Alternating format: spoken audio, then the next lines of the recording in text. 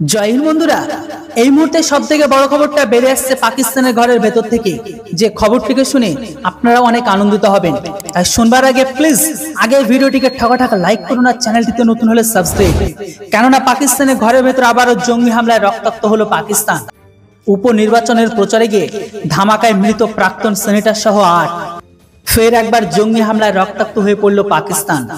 আফগান সীমান্তের কাছে ধামাকায় মৃত্যু হয়েছে এক প্রাক্তন পাক সেনেটর সহ ৮ জন। এই ঘটনাকে জঙ্গি হামলা বলে কড়া নিন্দা জানিয়েছে পাকিস্তানের রাষ্ট্রপতি আসিফ আলী জারদারি। চলতি বছরের ফেব্রুয়ারিতে সন্ত্রাস আবহে সাধারণ নির্বাচন সম্পন্ন হয়েছিল পড়শি দেশে। রক্ত ঝরেছিল প্রচুর। ভোট শুরুর আগে থেকে জঙ্গি হামলায় প্রাণ হারিয়েছিল পুলিশ আধিকারিক, রাজনৈতিক নেতা থেকে শুরু করে প্রচুর সাধারণ মানুষ। জানা গিয়েছে আগামী 12 জুন PK-22 বিধানসভায় উপনির্বাচন হওয়ার কথা রয়েছে। মৃত প্রাক্তন সেনেটরের পাক নাম হেদায়েত উল্লাহ। ওই উপনির্বাচনে লড়েছেন তার ভাইপো নজিবুল্লাহ খান।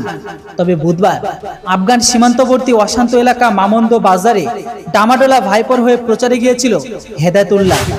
সেখানকার পুলিশ জানিয়েছে প্রচারের সময় রিমোট কন্ট্রোল ডিভাইসের মাধ্যমে গাড়িকে ধামাকার মাধ্যমে উড়ানো হয়। তাতে প্রাণ হারান হেদায়েত সহ ৮ জন। এখনো পর্যন্ত কোনো সংগঠন এই হামলার দায় স্বীকার করেনি। তবে এই ঘটনাকে জঙ্গি হামলা বলে করার নিন্দা করেছে পাকিস্তানের রাষ্ট্রপতি আসিফ আলী জারদারি। তবে বাজারে এই ধামাকায় মৃতদের পরিবারের প্রতি তিনি গভীর সমবেদনা জানিয়েছে। এইদিকে আবার খাইবার পাখতুনখোয়া প্রদেশের মুখ্যমন্ত্রী আলী আমিন গন্ডাপুর ও মুখ্য সচিব নাদিম তাসলাম চৌধুরী পুলিশ প্রধানের কাছে ঘটনার সমস্ত দিক খতিয়ে দেখার রিপোর্ট চেয়েছে। প্রসঙ্গ এটাই যে ওই অঞ্চলে এই ঘটনাটি ঘটেছে সেটি আফগানিস্তানের সীমান্তবর্তী উপজাতি এলাকা। সন্ত্রাসবাদী কার্যকলাপ অশান্ত হয়ে রয়েছে অঞ্চলটি, সেখানেই ঘটল এই ঘটনাটি। বন্ধুরা, এবার আশা করি পাকিস্তান হাড়ে হাড়ে টের পাচ্ছে যে অন্যের ঘরে টেররিস্ট ঢুকে সেই ঘরে ধামাকা ঘটনা বা সেই দেশের মানুষকে মারা কতটা যন্ত্রণাময়। বন্ধুরা, কথায় আছে না, পাপ কোনোদিন বাপকে ছাড়ে না। তারই ফল দেখছে পাকিস্তান। সামনের দিনে এরকম ঘটনা আরো দেখবে।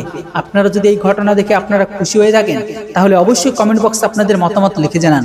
Thanks for watching. জয় হিন্দ, বন্দে মাতরম।